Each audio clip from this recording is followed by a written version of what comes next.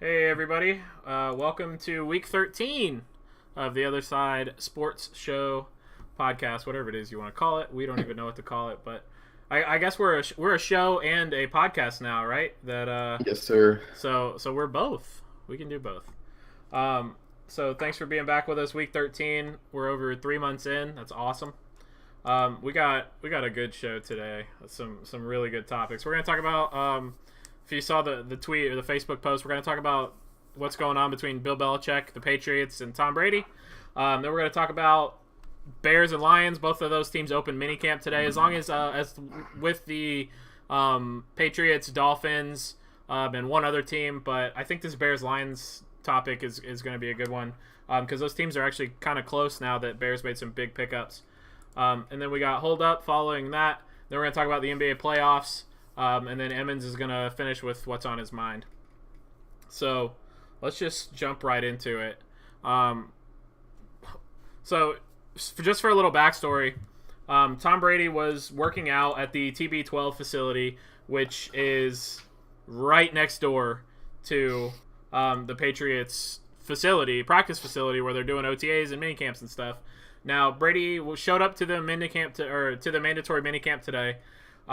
So do you think, Emmons, Bill Belichick needs to do anything to kind of show Tom Brady, hey, I'm still in charge around here. I'm the coach. You're not above the team.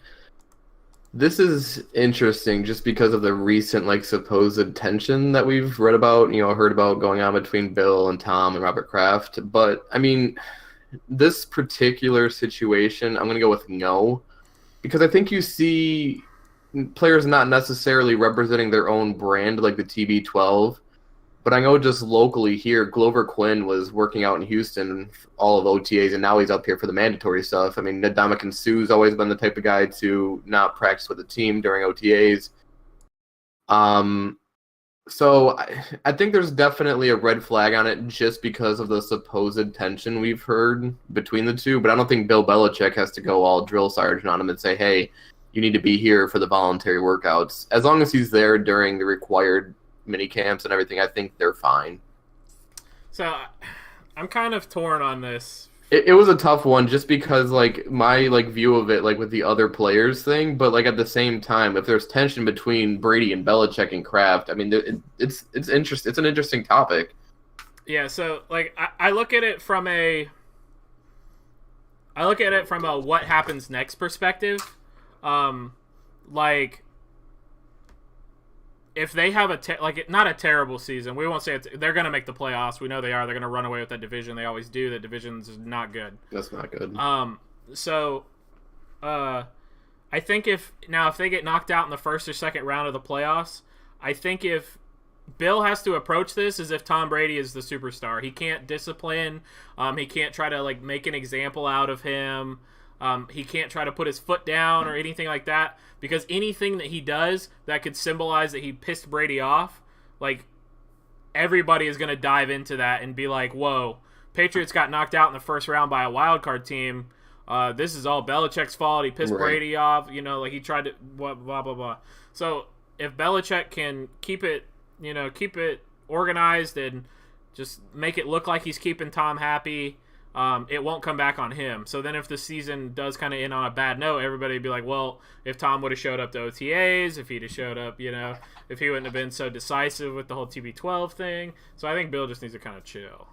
Yeah, I think that's the best approach. I mean, you don't want to really blow anything up on it, kind of making it even more a bigger deal than it already is. But the spotlight's already on them tension-wise, so I think the best thing to do is just kind of avoid it. Just kind of let him do his thing as long as he's there when he needs to be. And he's healthy, which he always is. So yeah, and that'd be interesting if he got injured this year. That division after spending the offseason at the TB12 facility and gets injured, knock on wood. I don't wish that on anybody. Yeah, I don't either. But if Brady got injured pre-week 4, that would be a super interesting race in that AFC East. See what Brian Horton going on, did with Matthew? the team. What's up, man?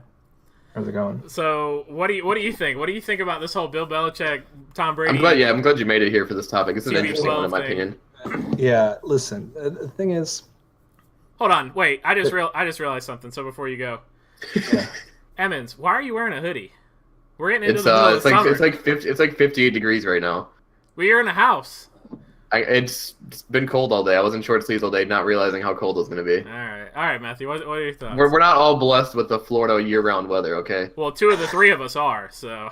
Well, I mean, unfortunately, I'm not. Although my wife likes to keep the thermostat low, it Oh, drives me I do too. insane. I keep that. Well, keep it on, real 70. quick, speaking of thermostats, our work is on a like you can't change the thermostat, so it's set for the summer. So it was like 50 degrees in my office today. I did not wear anything but a short sleeve shirt.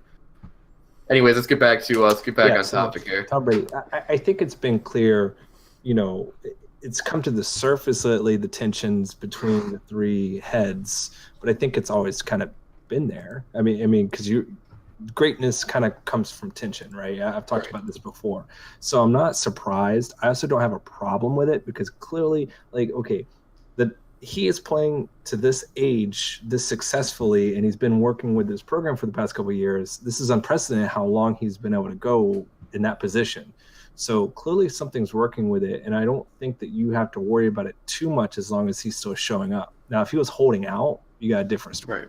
But I think the fact that he'll be fine. He's going to be fine. He's going to show up, and he's just going to do what Tom Brady always does until he takes that hit. It's going to be a hit. It's going to be the hit, not the falling off thing. It's going to be a hit. So do you think that Belichick should do something to him, like try to make an example of him? I heard something I heard today was somebody said that Belichick should make Brady take second team practice reps. Jesus. Listen. I mean, I think Matthew will agree with I mean, we all, even though Tom Brady is, obviously the highest profile, I mean, guys don't always, I just told Josh, a few minutes ago, Glover Quinn was in Houston for the whole voluntary camps. I mean, players do this all the time. I mean, given Brady's higher than any of these guys, when it comes to profile, I mean, but... I think the thing that makes it so unique is that Tom has been there previously for these voluntary OTAs, right. Yeah. But and he's been on record saying that he feels it's the most important part of the off season. It is, but at the same time, so that's why it kind of made controversy, I guess. But right. So my thing is he's to that point now where more than anything, it's his health. He has to just find some way to stay healthy, and whatever it is, I think you'd have a lot more smoke coming out than him not coming to that and working out in his own regimen if there were really big issues. I don't think Belichick's going to make an example. You can't. He's Tom Brady. I mean, unless you're going to trade him away. If you're going to trade him away, trade him away. If you're to that point, after you traded Garoppolo. Oh, boy. But then you spell the end of that relationship. Danny Etling stepping into Tom Brady's shoes, week 1. Let's go, baby. But I don't see it to that extent. I think there's clearly that tension, but it's not to that extent. I agree. I think we're all agreeing on this that there shouldn't be really an example made of Brady or anything. Let me tell you something. If Bill Belichick, if Tom Brady, like Matthew says, if Tom Brady takes that hit early this season, second, third, fourth game, and Danny Etling comes in and leads them to the playoffs and leads them to an AFC Championship game, I'm gonna stop following football because then at that point Danny Etling is becoming the next Tom Brady, and I'm gonna have to deal with that for the next 25 years of NFL. Danny, I hope you're listening here because Josh is calling you the possible next Tom Brady. Whoa, I'm not saying he's the possible. I'm just saying if that happens, I'm not watching football. I think if Danny Etling was listening and he even heard the breath of him and Tom Brady compared to each other, he'd be very happy with himself right now. If you think about it, that already happened because it went Bledsoe to Brady. I mean, Bledsoe wasn't a schmuck.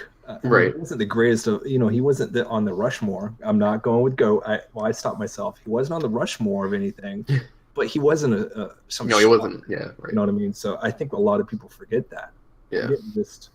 So anyway, I mean, because he led them to the Super Bowl against the Packers. Right. That's the one Brett Favre won. So let's get off of the Patriots, and we talked a little bit about Matthew's team. Let's talk a little bit about Emmons' team up there in don't get to talk about my boys much because they suck so bad in cold Michigan. So like I said earlier, the Bears and the Lions, they both started minicamp today. It's only like 3-day minicamp. So which team do you think is going to benefit the most from this early start? And out of the 2 teams, which team do you think has the better chance to win the NFC North? Let's start with you, Emmons, just because it's your team. Um, I think the Bears might benefit from the early start a little more. A lot of new pieces to that team. But also, I guess, on the other aspect of the thing, you got the Lions with the new head coach. So this is a close one for me. I'm going to go with the Bears benefiting more. I do think the Lions still have a slight edge. Are we talking about winning the division between the two teams or just all four? Yeah, no. Just between these two teams, which one do you think has the better chance at beating? I'm going to go with the Lions. I think they're a pretty even team. I think we have the better quarterback as of right now. So I think having Stafford compared to what the Bears have, I think will give us a better chance to win the division. I don't see us winning the division, but if I had to choose between the Bears and the Lions, I'd go with the Lions. What's your take on it, Matthew? If I had to choose between the two, I'm taking the Bears. I think that you're in year 2 of the process in Chicago, whereas now you're in year 1 of the process in Detroit. And I think that, yes, if we're talking about right now what we've seen, the Lions have the better quarterback. But I think this is that year now that the pieces are there. Trubisky, and he's in the second year of this. Trubisky takes off, and I think now all of a sudden he starts catching up to that. They got a more sound run. I think they have that run game, and that defense is going to come back. I think that defense is finally going to get there. Whereas I think Matty P needs another year. I think he needs another offseason to bring in his guy. Yeah, Patricia he definitely needs a year to bring in his scheme. I mean, he brought a couple of guys in, but he didn't really get guys that are going to make a difference right away. So I think that they're further along in their development of their system. And so if I were to take the two, like you said, I don't think they're going to win it, but out of the two, I think they're the team that you're going to see more improvement from this year. Yeah, I think it's really close. I don't really think there's really a wrong answer with this. I think they're both kind of like. Honestly, I'm not high. I think this is Vikings division, but I think we're all probably in agreement on that. Vikings or Packers. I could see the Packers doing it. I'm not high on the Packers. We'll get into all of this whenever we do our division predictions. Right. Yeah. But if Matthew said Packers, you say Vikings. I actually have the Packers as well. But no, I didn't say that. I said it's the. He said Vikings or the Packers. Well, I'm taking the Packers just personally. We're not there yet. Yeah, we're not there yet. So, but it also depends on the schedule. I haven't gotten that far down my spreadsheet. But anyway, between the Lions and Bears, I get to be the tiebreaker here between. Yeah, you're gonna be the tiebreaker here. Tiebreaker goes to Matt. I have a feeling. Chicago Bears. Yeah, I figured you're going Bears. The Trubisky struggled last year because he didn't have a lot of offensive weapons. Now you've got Trey Burton, Allen Robinson, Taylor Gabriel. That's good offensive weapons. Struggled last year because that team struggled because when they needed to, they couldn't play defense. Fuller came back. Callahan came back. Mukamura came back. They drafted Roquan Smith. Still got Leonard Floyd, who exploded last year. Amos and the other Alabama safety. I can't remember his name. He came back last year. So, Matthew, I think you got some background noise. Yeah. So you've got all that coming in. So I'm gonna take the Bears because I think they're a better rounded team than the Lions. I agree. I do think that the Lions are completely better on the offense. Their wide receivers are better. Their O-line is better. Their quarterback's better. They're not better at running back. But no, they're not better at running back. Other than that, they're better. The defense scares me, and we're not gonna. I don't want to stay. Well, like you said, we'll discuss this later. The defense scares me only because you got really two names that really draw out, and that's a young Jared Davis and obviously Darius Slay. Glover Quinn's old. I mean, no offense to him, he's a great safety. Always underrated in my opinion, but he's old. He's getting old. Tease Tabor's unproven. He's lining up at the number 2 corner right now, opposite of Slay at the camp today. And that D-line, Ziggy can't stay healthy. I mean, who knows what Hyder is going to be. I mean, so... The Bears need huge improvement from Killebrew this year if they're going to be successful. Or not the Lions. Bears, the Lions, yeah. Yeah. The Lions need huge improvement from Killebrew this year in that secondary if they want to be competitive moving forward. Well, the interesting thing is I don't think Killebrew is even going to be the starting strong. They're probably going to go with Quandre Diggs again at strong safety, which he thrived in at the end of last year. That's fine, but Glover Quinn's not going to be there forever. So right, unless they're going to draft somebody to replace him, then Killebrew is going to have to step up. I don't see Killebrew being a free safety kind of position, but we'll get more into that when we talk about the NFC North. Okay, so let's move into hold up. I got some good ones for you guys today. I always try to have good ones, but I got some extra. You always got good ones, man. I always try to have some extra good ones. So I You got LeBron James Jr. in here, though? no, I don't. There'll be nothing that beats that one. That's a couple years down the road. So I've got some names for you guys, okay? All right. So Kyler Murray, Parker Meadows, and Tristan Cassis. Here's your statement. Those names mean something to you. You're muted, Mike or Matthew. You're muted. As in all three mean something to me? Any of them, any of the one means something to you. I mean, those names should mean something to you, Emmons. right. Parker Meadows was the Tigers' first second-round draft pick. Right, he's a center fielder, right? Right, he's Austin Meadows' younger brother, and Austin Meadows is raking right now. Cassis is the first/third baseman that the Red Sox drafted with the 26th pick. Second best power bat in the draft, and he's just coming straight out of high school. Okay. All right, I can't see where you're going with this. I was just kind of confused on what the definition of mean something to me. Yeah, and then Kyler Murray got drafted number 9 by the Oakland A's yesterday. Yeah, number 9. Yeah, no, Whew. yeah. I didn't get to read much about our pick, but all I got he's young, speed guy, lot raw athleticism. A lot of people were pretty high on him, so he's going to benefit from being Austin Meadows' younger brother. Because Austin Meadows is tearing up with the Pirates right now. He's having such a good start to his rookie season. I will just throw in there before we move on. The Rays drafted a kid named Matthew Liberator, is how I think you pronounce it. Was that your first? That was the number. Is he going to liberate? Is he going to liberate the that division over there and win it? Look. So Blake Snell had seven straight strikeouts to start the game against the Mariners the other day. Liberator is exactly what Snell is. He's 6'5", Snell's 6'4", lefty, just came out of high school, 4 solid pitches. Like, Snell plus Liberator in a couple years, that team can be deadly. I learned something about our number 1 pick. I guess he throws the split finger. He's throws the splitter. I'm excited for that. Yeah, it's been a couple years till we see him, but Miggy wants to see him next year. I heard I've heard it's a nasty splitter. Miggy's broken English said, "I want him next year." So let's move on to our second statement. So we talked about Kyler Murray. Kyler has said that he's going to play quarterback at Oklahoma this upcoming fall, and that the A's are okay with him doing that. So here's your statement. Kyler Murray should sign with the A's and begin his professional baseball career instead of playing quarterback for Oklahoma.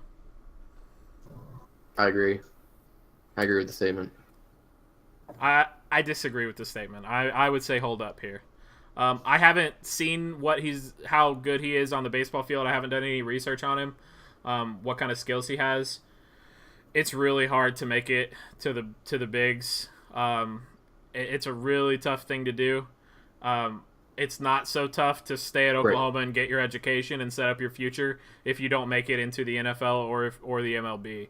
So I guess you put it that way. I was more thinking of baseball versus football future. I didn't really put in the education. Sense of it. I'm just thinking because if you sign with the A's, your education's over. Right. Like you're paid at your scholarship is over. Right. You could still go to school, but you're gonna have to pay for it. So that'd be the only thing. So we'll move on to number 3. Emmons probably watched this actually. So back in 2004, I probably watched this. Giancarlo Stanton was hit in the face by Mike Fiers with a pitch. Hit him basically right here. Oh, yeah, I saw it. So that's the reason Stanton started wearing that face guard that he has. He had to have some dental surgery done. He had a facial fracture, and he was out the rest of the season 2014. So yesterday, Fiers hit Stanton again.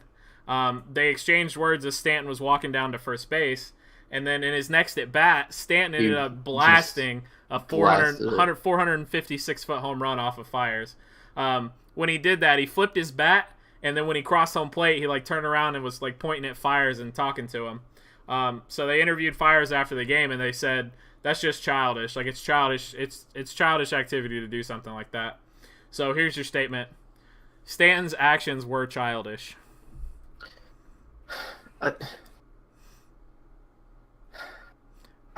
Hell no, they weren't childish. That shit's fun. That's how you have fun. It's fun, but it's still in a way it's childish. I mean, fun does just because it's fun doesn't mean it's not childish. You don't. I don't think it's that immature. I mean, I understand where it's coming from, but if you look at baseball as a game, it's supposed to be like not fun, but it's supposed to be like you're the bigger man. Nah, dude, literally ended your season a couple years ago, and then he has the audacity to hit you again. Nah, dude, you bat flipping that. Like I'm bat flipping. Oh, I'm not talking about the bat flip. I'm talking about the extra. I'm talking about the extra look at him. The bat flip's fine. I don't mind when people bat flip at all. Nah, I don't care. I love the Jose Bautista bat flip. Stanton deserved it. Stanton deserved that. It's like somebody taking out your leg and then taking out your legs again after you already had like major leg surgery. You can talk whatever smack you want to talk. Well, I didn't actually see him hit Stanton. I just want to know, did he hit it? Was it intentional or was it kind of like a? It wasn't intentional, but you can understand they have a history together. Right. So where did he even hit him? Like where did the ball hit? I think it was like forearm area. So like it was up in the high. Yeah, so it was kind of high. So I'm glad me and Matthew are at least on the same page. I didn't see it, so I guess that's fine. I just saw the bat flip in the home run, which he cranked. I'm not going to participate in this one. I'm just going to read it to you. Okay. Fourth statement. The U.S. men's national team played a friendly match against Ireland over the weekend. Nice. Our team lost the game, but I was told by somebody on this show that it was a promising game, as most of our best players are still tied up in the MLS season. Here's your statement. The U.S. men's national team will make the next World Cup. Misquoted me a little bit, but yeah, they will make the next World Cup. Okay. And then we're going to move on to our last one before we hop into NBA talk. The Capitals are up 3-1 in the Stanley Cup Finals. Game 5, Thursday night in Vegas. The Caps can close it out. But the Capitals have a history of choking away playoff wins. They've lost 5 series, went up 3-1. That's the most by any franchise in playoff history. So here's your statement. The Las Vegas Golden Knights will turn the Washington Capitals into the next big sports meme by making a comeback. Hold up. The last 3 games, they have been just on the ice. The game 2 and 3 were close, but they were dominated on the ice. And last night was just that demoralizing game. You just lost 6-2. Now you're down 3-1. You haven't looked good. Washington's beating you up on the ice. I mean, they're dominating you right now. Unless Vegas can play 3 games like they did in game 1, which I don't see happening because they really don't have that capable talent. They just play really well together as a team. That Washington's got this in the bag. So let me ask you before we move on. If Vegas wins game 5, will you be worried? No. Okay, in addition to what he said, I mean, I'm not the biggest hockey guy, but when you're talking about an expansion team, everybody was shocked that they got there. You clearly don't have all the pieces you want to have. It was a matter of your momentum getting stopped. I mean, correct me if I'm wrong, but hockey kind of can be a momentum builder where you just build up this juice and you're just flowing and everything's hitting. And if you hit that wall and you don't, especially with how bad. Yeah. Especially with how bad a guy like Ovechkin wants it, and you can just clearly see it watching him on the ice. Now, if this was like a Detroit team back when y'all were that dynasty and they're down 3-1, I think you could start having that conversation. But when you have a team that's they haven't been here before. Not a lot of the guys have been there before. It's an expansion team. I think they hit that wall, and that's hard to come back from. The one guy they needed to step up in this series and play like he has been is their goalie Marc-Andre Fleury, and he's been atrocious, especially last game. So I hope he's been the better goalie. He's the better goalie in hockey than him. He's one of the best goalies in hockey, in my opinion, and he's on fire right now. Made the best save of the year to go up to tie it 1-1. So. All right, so let's move into the other playoffs, the other finals that are happening right now, and that's that's the NBA. Everybody take a breath before we get into this. We can talk about all of Game 1, but I think we specifically have to talk about J.R. Smith and what the hell J.R. Smith was doing at the end of that game. Emmons, Matthew, go ahead. You can take it away. Take it away. Here's exactly what happened. This is easy. This is so easy. He was being J.R. Smith. Yeah. He was like anybody who acted surprised, Anybody who was like, "Wait, what's he doing?" I literally looked at them. I'm like, "You've never watched the Cavs or J.R. Smith. Right. This is that. Like, okay, before this season, because I thought he was going to come back and have a great game too. So did I. I said it because if you've ever followed the Cavs, you know, or J.R. Smith in general, before this season, he was always good for one game every series in the playoffs to just go off. Like where he's just taking whatever shot he wants to take and he just nails it. My brother-in-law talk about this all the time. It's the J.R. Smith game. He's always due to screw you over in every game but one in the series. This year, it's been completely different. He's done nothing at all in any game. And I thought, okay, this is going to be the time he's going to come out and he's going to be J.R. Smith. And he didn't. It was last year, I think it was, against the Bucks. He high-fived an opposing It was I think it was Jason Terry. Jason Terry. Jason Terry. He went up and high-fived him during the game, and his man just scored an easy layup. And after the game, they were like, "Oh, hey, JR, what happened to that play?" He's like, "What play are you talking about?" He's like, "Oh, the play you went to high-five." Wait, who did I high-five? Like, that's J.R. Smith. This is what he does. Okay. Yes. The best part about it, before I get in what else he did that game, is that he makes this like great game-saving, almost offensive rebound. J.R. Smith of all people, and he has he tried to defend himself by saying that he's not trying to shoot over KD. There's no one near him for 3 feet. Once he takes that first dribble, just go up with it, dude. Yeah. I mean. And then other than that, before that, I don't remember what point. It was late in the fourth. He fouls Steph Curry on a horrible foul and won. The fact that J.R. Smith is still playing meaningful basketball is just blowing my mind. But is it really? Look at their coach. It's not blowing my mind, but it's as a basketball fan and knowing what should really be going on with that team, as bad as it is, I don't know how you play him, but I mean, that's Ty Lue. I know that's where I was getting at. Ty Lue is just clueless. My favorite part of the whole J.R. Smith thing. He gets the ball. Okay, you're J.R. Smith. You're up one. At least in his mind, you're up 1 point. Mm-hmm. There's an open basket right there. I can put it up and get a 3-point lead. Or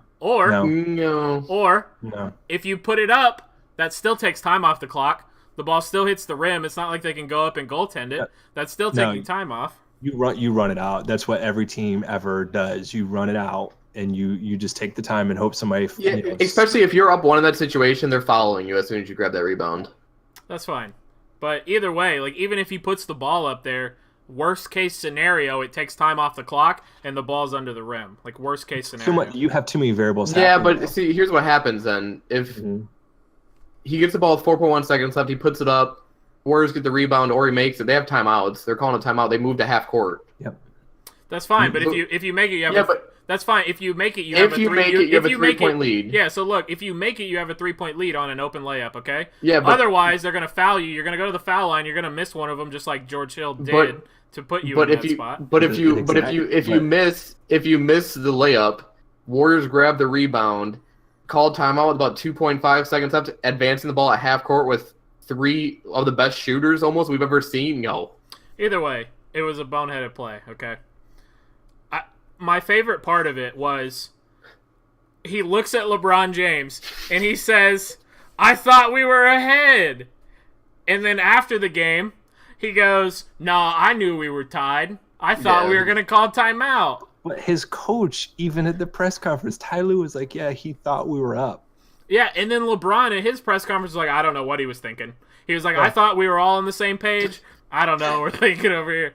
That was my favorite part, was that JR is literally like, "Nah, man, I knew. I got it. I understand." But then literally you can go back and watch where he turns to LeBron and he goes, "Bro, I thought we had the lead." Yeah, they even during the live moment, Jeff Van Gundy, they were like, "Oh, he just said to him, I thought we were." Yeah.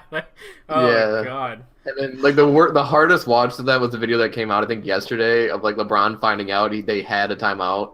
Yeah. God. Yeah. You felt bad for the man. I mean, you felt bad for him. I didn't feel bad for him. I felt bad for him. I felt bad for him. That's his buddy. That's the one he wanted. So He did want J.R. Smith. I will give Matthew that. So Matthew's tough on LeBron. Matthew, I'm tough on his choice. That was his choice. Yeah. He wanted him. All right, so you're tough on his choice. Do you think getting swept hurts LeBron's legacy at all? No. No. I this idea of the legacy nonsense. Like, don't get me wrong. I am critical of some of the things that LeBron does, mostly off the court. To be honest with you, and notice I've never really said anything. I mean, outside of his freight train play nonsense, it's really love using off his the arm. court, huh? He does love using his arm. Yeah. My thing with him, this whole idea of legacy tarnishing, all that garbage that people start spewing out. I didn't have a problem with him leaving to Miami. That didn't tarnish his legacy. Right. He still had to go and play. As a matter of fact, that was harder for him than anything because he had to go actually be second fiddle to Dwayne Wade. I mean, that was Dwayne Wade's team. And he had to swallow that pill and take less shots and things like that. So this idea of tarnishing legacies, I mean, this Warriors team is just stacked. They're stacked. It's not LeBron. It's not him. It's his GM moves, and then you're running into possibly one of the most talented teams ever assembled. So no.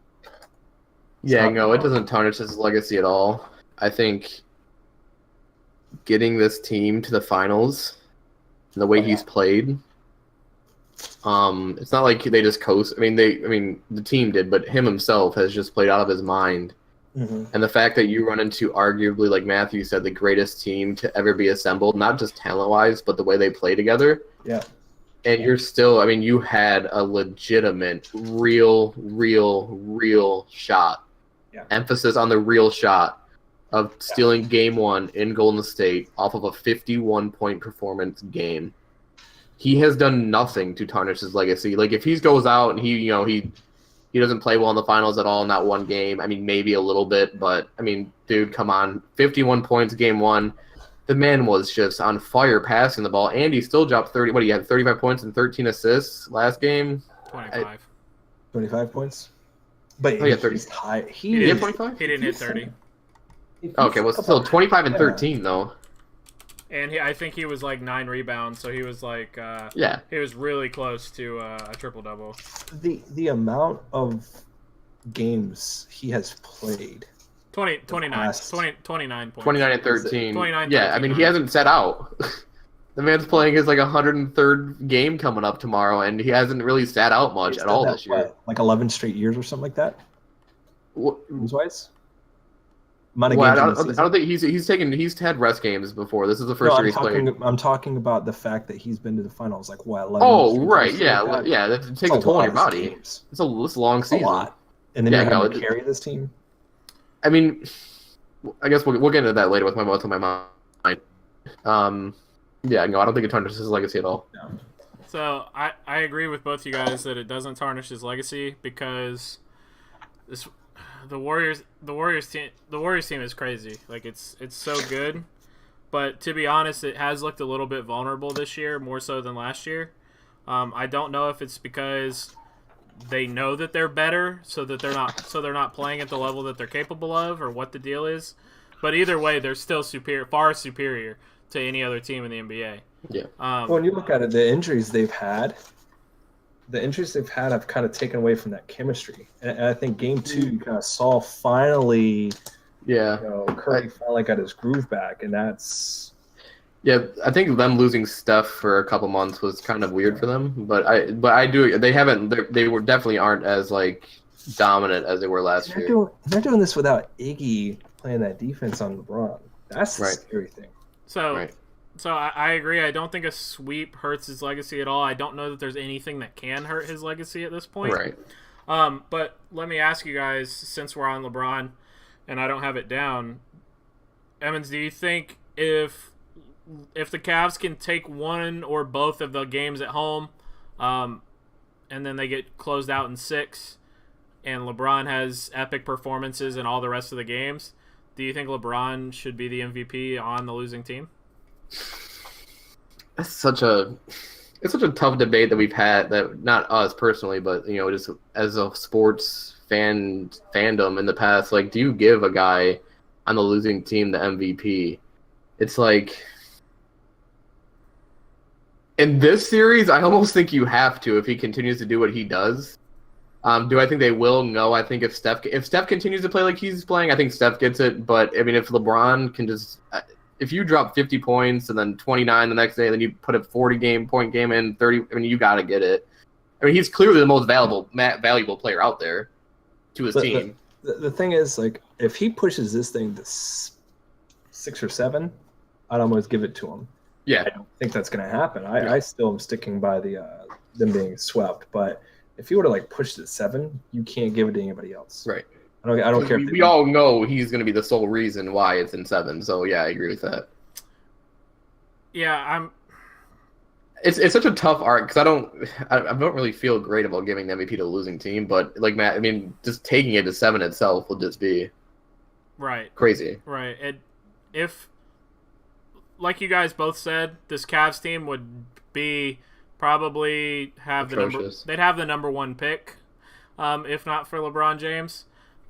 So if they get one win, and they don't get swept, and obviously LeBron is going to be the reason that they get a win, I don't think you have a choice unless Curry continues for the next 3 games to score 30 to 35 points. Hold up. I know we're not in that segment. One game? No, because here's the thing. You take away, like, Curry, and I think you literally yourself made the counterpoint already, is that with Curry's injury, they're not the Warriors. They're not the Warriors that we see. So I don't think that one game does that. I think if he's able to overcome that 3 times, okay, we're yeah, but one game, no, because without Curry, they're not the Warriors either. So I don't think you can make that same argument. That's just for one game. It's still talk about that shot Curry hit in game 2, that fading away, like 40-footer. It's still 4 All-Stars, and you get shit going like that, a 40-foot fadeaway, like with the shot clock, with no time on the Steph, shot clock. Though, I don't really consider getting that going. That's just Steph Curry. That's just Steph Curry. That's what he does, and that's what I'm saying. He is doing things. If LeBron James, he's playing like MVP Steph right now. Yeah, if LeBron James is not in the league, Steph Curry is the guy. He's the guy. He's the one changing everything in the NBA away from what LeBron does. Why do you think LeBron's having to practice his threes all these past couple years? He never worked on his three-point shot ever until Steph revolutionized what everybody's doing. So I don't think it's that easy that one game is enough to win the MVP. No matter how well he's playing, it's not. To make me sleep at night, he has to at least win 2. Yeah. So, I'll concede that point. Unless Steph has a game where he just doesn't show up. I mean, he competed. Because he competed in the finals before with Dellavedova as a sidekick. So, if Steph has a game like he did game 2 against the Rockets, where he was kind of nowhere to be found, then that would push me to say, okay, LeBron should get it no matter what at this point.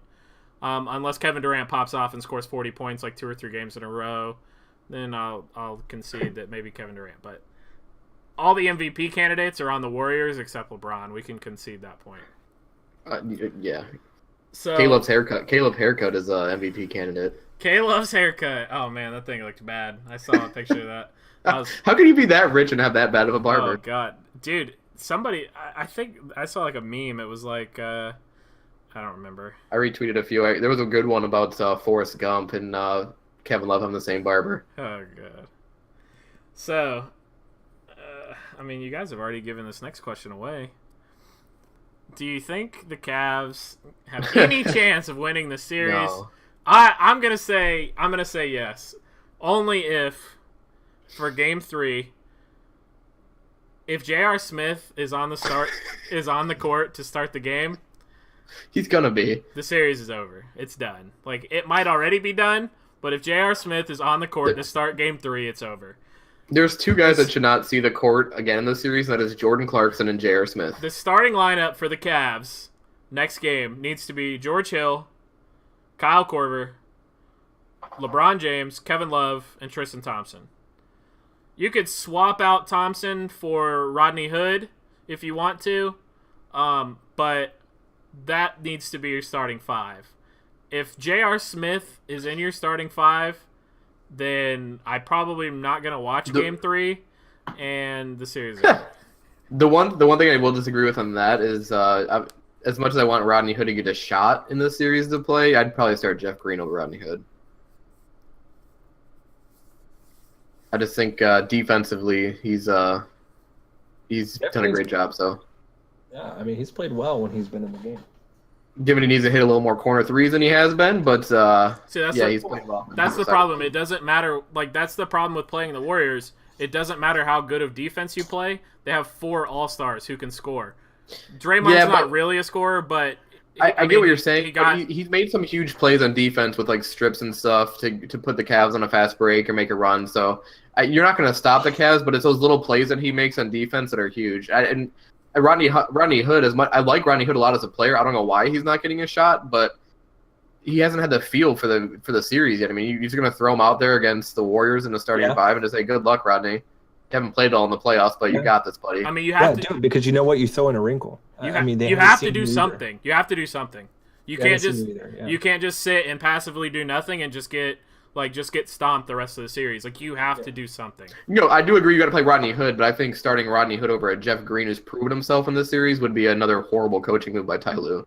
I could see not starting him. I think I agree with you on that. Put in the guy who's been right. Rodney Hood needs to see the court. Jeff Green played in some big time games for the Celtics. When he was over there, and even when he was in OKC, making a name for himself. Yeah. So his thing is he doesn't have a lack of talent. That injury, it was his heart, wasn't it? It was his heart. That really screwed him over. He was a really good basketball player. He was the guy the Celtics traded for that pick that the Supersonics picked Jeff Green with was the one they sent for Ray Allen. Yep. So I mean it's been a very interesting career for him, but I think he's been through the fire enough. He could make a difference, and then you bring Rodney off the bench. But I don't think you're going to see these kind of adjustments because it's Ty Lue is not a good coach. I don't have a problem with former players becoming coaches, but my goodness, he is possibly I can't believe I'm going to say this. I think he's the worst coach in the NBA. I mean, when you have this team, you can't make some adjustments to get some kind of flow going. The fact that he hasn't really made the only real adjustment he ever made in this playoffs, who knows if it was even him, was making sure Tristan Thompson was on Al Horford like glue. Other than that, I guarantee that was LeBron. I guarantee LeBron. Right. That's what I'm saying. That's why I said if Ty Lue even made I just don't know how with this team and how bad they've looked how bad they've looked outside of LeBron. How do you not try something? The thing, if you look at Spoelstra with that Heat team was constantly making adjustments. He was pushing LeBron. Pat Riley was there to make sure that LeBron didn't override him. Like there was this tension, and you don't have that with these guys. It's literally Ty Lue is just there on the bench, and then the players are just whatever. They look at LeBron. I guarantee it. Notice what okay, any other team, you're probably going to look at your coach when you make that bonehead decision. The coach is going to be at half court looking at Jared is worried about LeBron. LeBron may be shouting out. The thing that video that we talked about that we felt bad for LeBron, you also saw that no one was even really looking at Ty Lue talking. They were just kind of like, all right, dude. That's the thing. Terrible. And that's another thing. I mean, I get he's J.R. Smith, but the fact that LeBron himself had to ask Ty Lue if they had a timeout, that's Ty Lue's job to make sure every single player on that court knows the situation. Okay, and to be fair, to defend that point, LeBron tried to call timeout when J.R. had the ball. You can, if you go back and watch it, he's trying to call timeout. They're just not granting it to him. So he knows they have one. When he goes to the bench, he's just confirming. He's just like, we had a timeout, right? Well, just because he tried calling one, you can't really say he knew that. Because we've had big-time instances in big games where players have called timeouts without the timeouts. Shout out to Michigan choking on a national title. Yeah. So do you guys give the Cavs any chance at all whatsoever? No. No, I'm sticking with they're getting swept. 0%. All right. I'll give you 0.2%, Josh. No, dude, I'm taking 40% chance the Cavs win this series. So are you still going to stick with your original prediction of Cavs in 7? Yeah, I'm Clay gonna. missed, like, an I'm entire gonna stick with it. I'm gonna Clay stick missed with an it. entire half, and they still ended up winning. I'm sticking with By the it. way, nobody's talking about that. By the way, J.R. Smith almost had the play of the series, and nobody's mentioning that. He almost single-handedly defeated the Warriors by knocking Clay out, albeit accidentally. Right. But That looked bad. Like, not bad, like intentional bad, but injury bad. yeah, and the way he smacked the core, that always signals bad. But yeah, I think if the Cavs can just win Game 3, they'll be at home. If they can win Game 3, they'll get over the J.R. Smith I don't even know what to call it. Where are they going to get this magical talent? Where are they going to get this magical coaching? Ty Lue's just all of a sudden going to become just a great coach. Ty Lue should just stay at the hotel and just let LeBron. I also anyway. I also think you saw the Warriors finally click. Also, for the first time since probably since the first time they've had Steph back in the third quarter and then going into the fourth with everything he was doing. So that just adds on to dingo chance for me. Yeah, well, I'll stick with Cavs. I'm glad you're sticking with it, buddy. I'm glad you still have hope. I'm riding the train till it crashes. Just ride it. Just ride it all day. Me and Matthew are going to be alive tomorrow, or after the series is over. So let's go to you guys expressed real interest in this topic. Oh yeah. I think it's a great topic. So we'll let Matthew start out because me and Emmons actually talked about this a little bit before. Me and Matthew talked about it today too. Okay, so I had to make sure. Okay, so you can go ahead and start. Let me at least read the question first, Emmons. Don't get ahead of yourself. Oh, I'm sorry. I'm a little antsy over here. I'm pretty excited about this. So, Kevin Durant is going to opt out of his contract at the beginning of next year. At the end of this year, he's already said he's going to. He's going to pursue more money. Klay Thompson, Draymond Green, both need new contracts next season. At the end of next season, they're going to be due for new contracts. Nope. That's correct, right? Draymond has one more year than Klay does. Okay, so Draymond's got 2 years. Klay's due next year. That's right. So Draymond's will be out before the 2020 season was my point, I think, with that. So which current Warrior of the All-Stars, so between Steph, Klay, Draymond, and KD, which one will not be in Golden State in 2020? So this actually was I had no doubt about this. There's 2 guys in my mind, but I have one for sure, and it's just from following him pretty much his whole career, and it's Draymond Green. You look at him as a personality-wise type, how he's always been pro Michigan, pro Detroit, pro everything that he's grew up with. He wants to come home.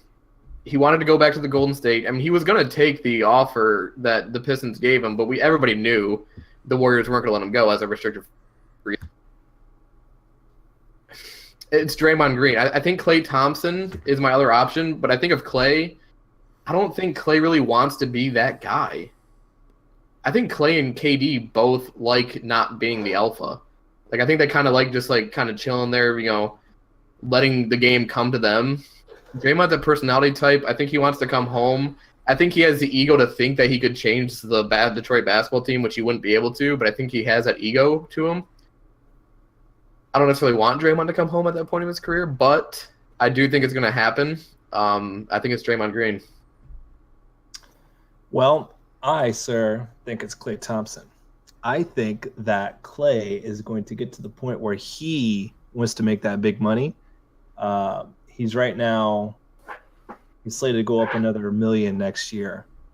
I think he's going to end up winning some big money. And I think because, at some point, I think what you alluded to actually does happen. I think he gets to the point where he wants to get out of the shadows of the Splash Brothers. He wants to show that he is just as good, if not better, at shooting than Curry is. And although they look great on court, they have chemistry, they feed off of each other. My brothers and I, we talk about this where, like they almost get off seeing the other get off. You know, like once Clay starts hitting a couple of shots, Steph we're is getting a little PG-13 here, guys. So like Earmuffs.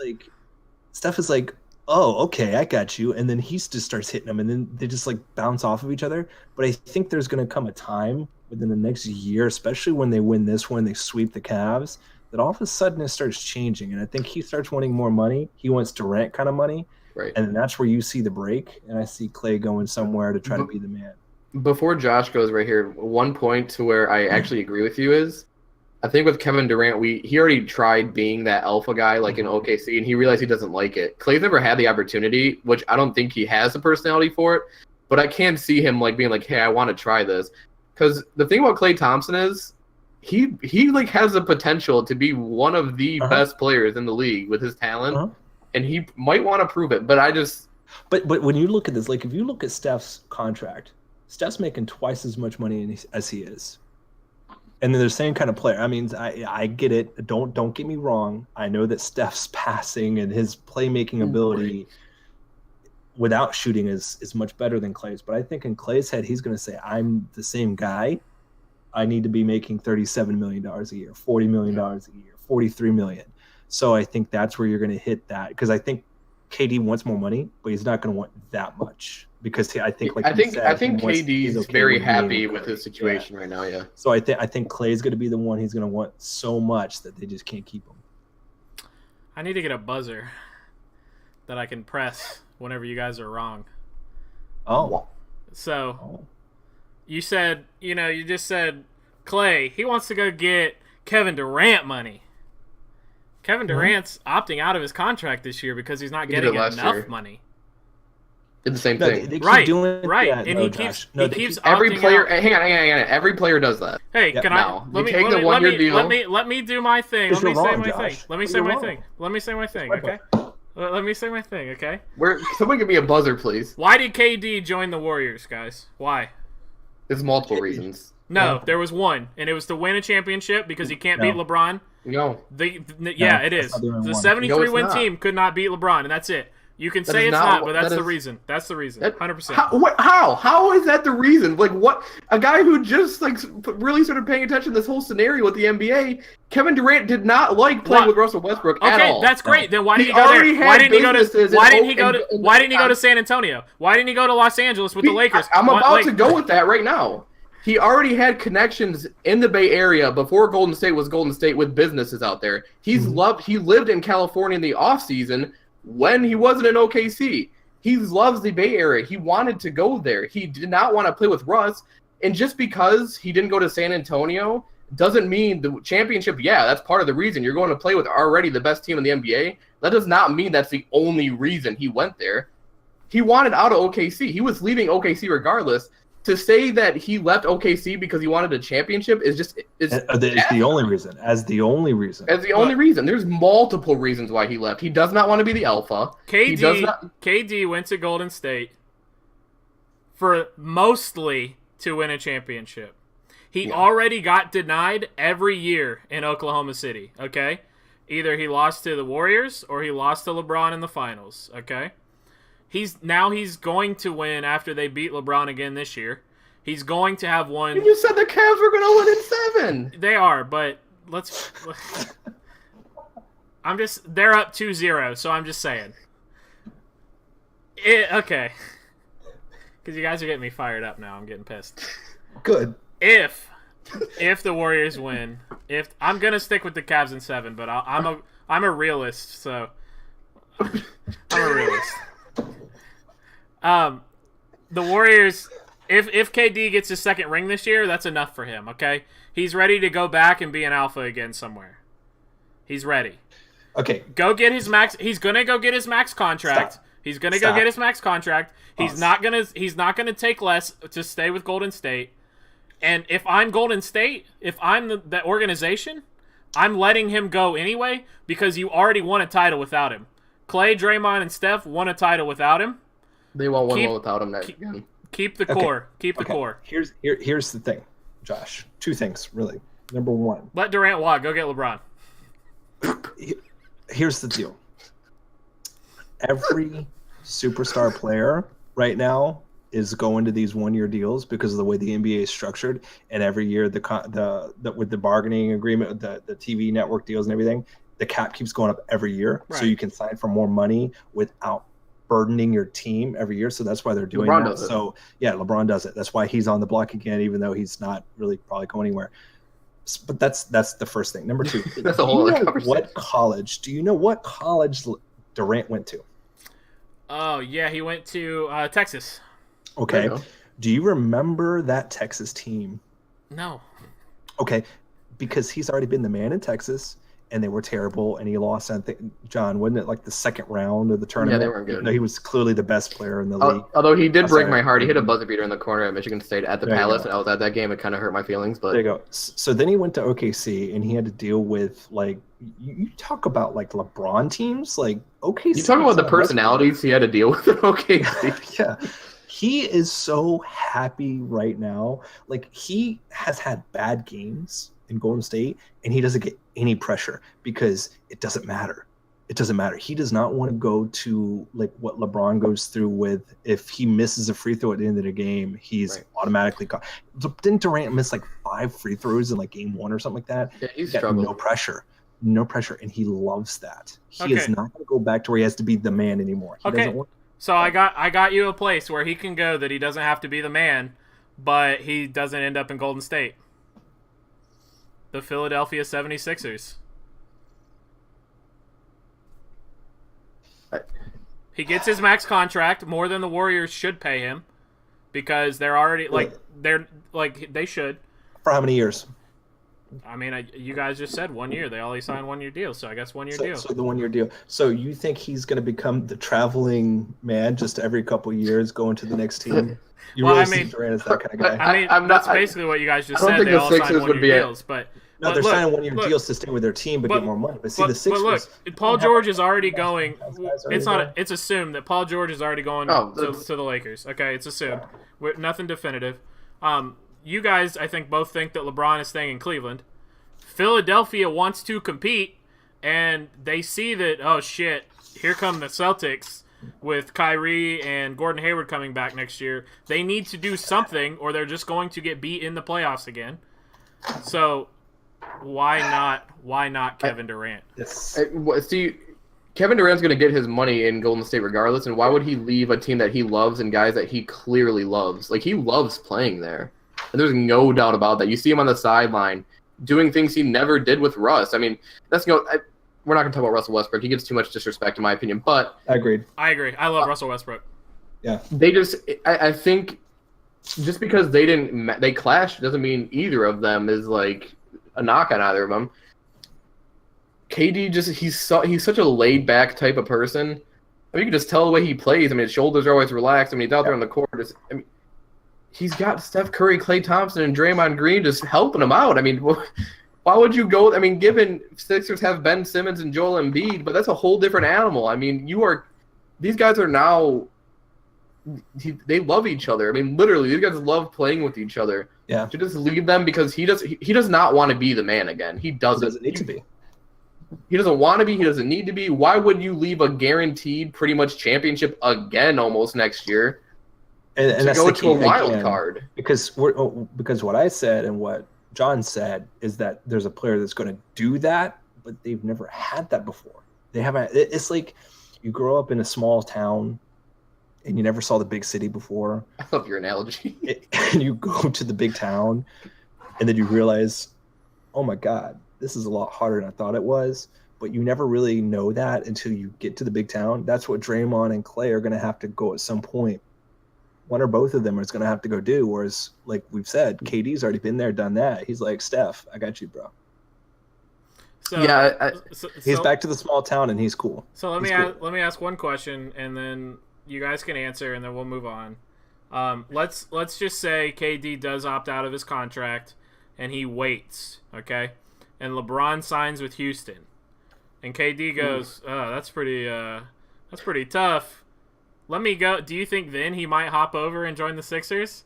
Switch No, because I places with still think- LeBron and just 'cause dominate the East? I actually think that would motivate him more to stay with Yeah. the Warriors because you already have the chemistry with the Warriors to where you're just going to 76ers and kind of just trying to learn to mesh with those guys. who are going to be great talents, but they're not. No offense, I mean they're not proven yet. I mean, why would you leave a proven almost the best team assembled in NBA history just for a wild card? They're getting old. I don't think he cares. But they can still win like 2-3 championships. Yeah, they're not really getting old. All right. So before we go into Emmons, what's on your mind, Emmons? There is one thing I saw today that I want to bring up, and we talked about it on the show in the past. And we will never talk about it again because of this, and hopefully you guys are in agreement. The UFC and Conor McGregor are about to schedule another fight with each other. Conor McGregor is going to end up getting scheduled a fight here pretty soon. And Dana White said, depending his legal situation, what's going to end up happening a couple months from now, they'll drop the charges and they'll schedule the fight with Conor McGregor and hope everybody forgets it. So it's a pretty awful situation. Looks bad for the brand, in my opinion. And never talk about him on the show again. It's basically just it's like an act like WWE at this point with his whole shit. We talked about that. They're lacking a star until they're riding his high horse. All right, Emmons, take us out. What's on your mind, buddy? We talked about him a lot on this show, and I think we're all going to pretty much agree on this. I've been very publicly, every chat or whatever I debate in, I don't like comparing Michael or LeBron. The thing I hate about the debate is that people just try to nitpick every little thing LeBron does on the court to knock this man off of the chance of being considered with Michael Jordan. The most asinine thing I heard, which, to be honest, the person I was arguing with, he was probably speaking the truth out of his mind. LeBron scored 51 points. He said he should have scored 52. That's But that's a microcosm of the whole thing, yeah. I know, and that's another thing. Yeah. Another thing is when he made that pass to George Hill, that was such a great basketball play, and people want him to go ahead and drive into traffic or shoot a contested. You know he's getting double teamed on that play. There's only one other person I think that could have made that pass ever in the NBA, and that's Magic Johnson. I don't mind debating. I don't mind if people say Michael Jordan's better than LeBron.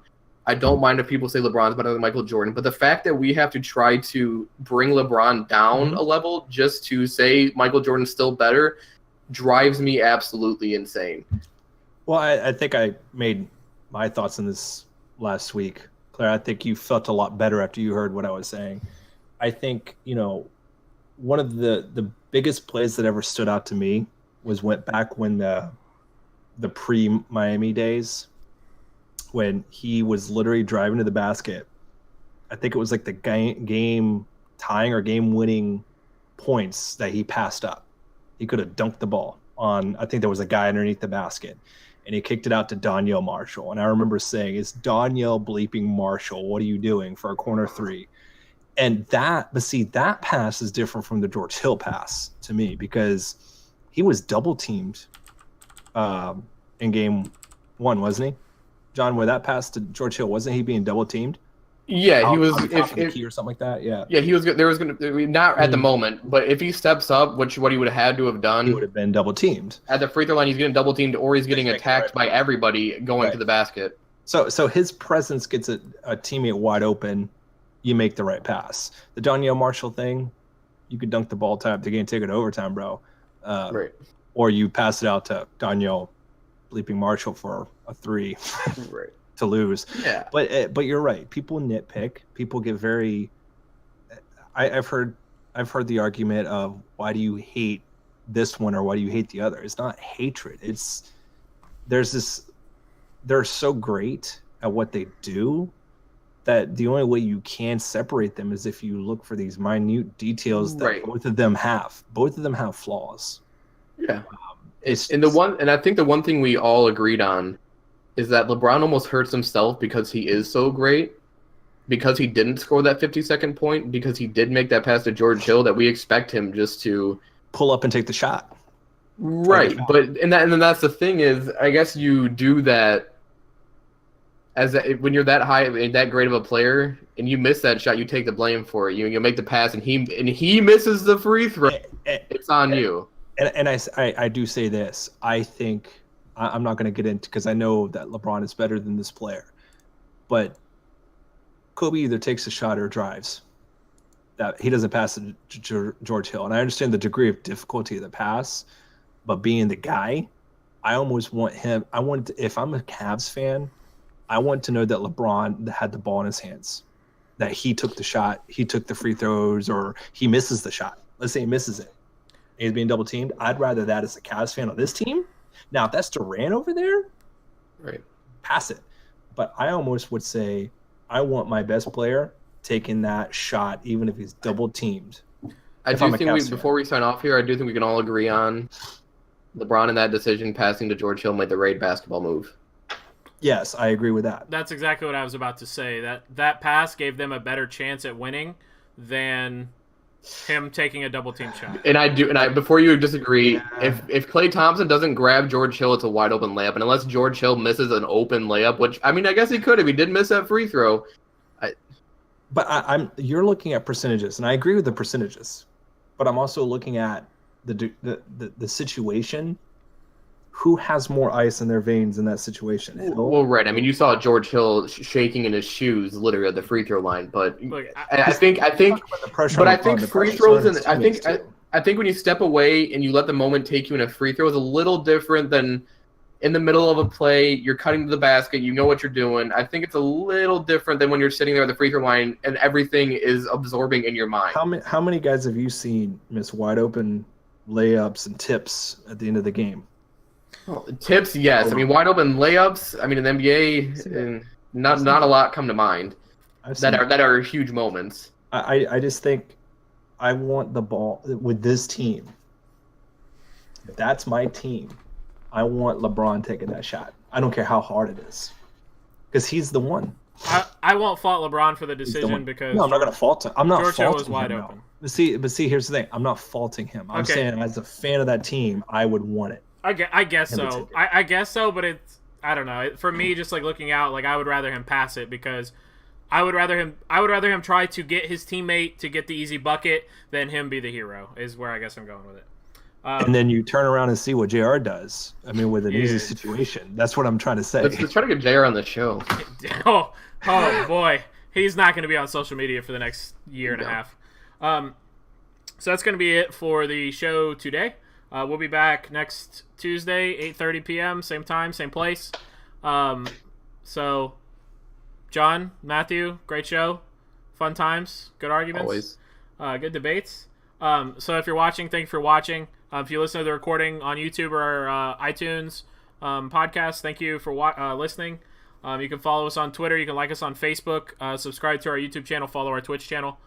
We all also have individual Twitters you can follow as well, and they're linked in the official The Other Side Sports Show Twitter. So again, thank you for watching. Thank you for being here. Appreciate it. You guys, everybody out there, have a good night. Have a good night. Have a good night.